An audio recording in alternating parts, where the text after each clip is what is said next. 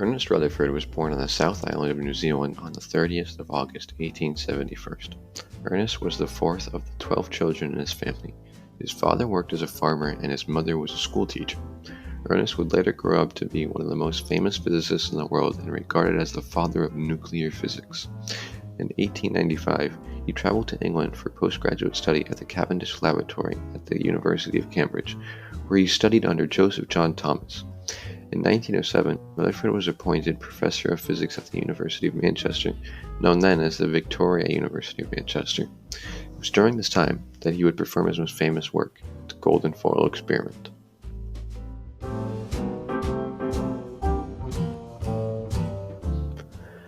Ernest's experiment was a huge turning point that developed the atomic theory. Before the experiment, the most widely accepted model of the atom was Joseph John Thomas's plum pudding model.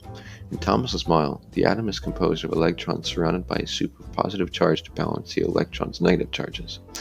In 1908, Rutherford, along with Hans Geiger and Ernest Marston, carried out the gold foil experiment. They had a source of alpha particles which are positively charged. They directed the alpha particles at a thin sheet of gold just to see what happens. Overall, they wanted to know what would happen when a positively charged particle as it encounters an atom. The thin sheet of gold was surrounded by a fluorescent screen coated with zinc sulfide. This would let the scientists know that when the alpha particles have come into contact with the sheet, as there would be little burn mark at the point of contact.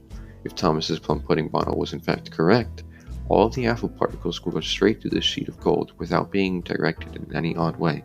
But this was not the case. Some of the particles started to go off at angles that were not quite expected. In fact, some of the particles shot back almost in the same direction from which they came.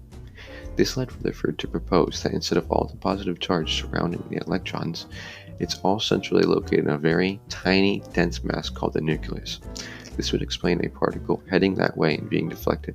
Thanks to Rutherford's experiment, the way that we view atoms changed completely.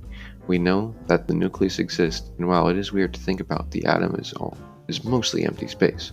Rutherford would pass away in 1937, but all of the work that he had done would be the foundation for nuclear physics as we know it and inspire many more scientists within later generations.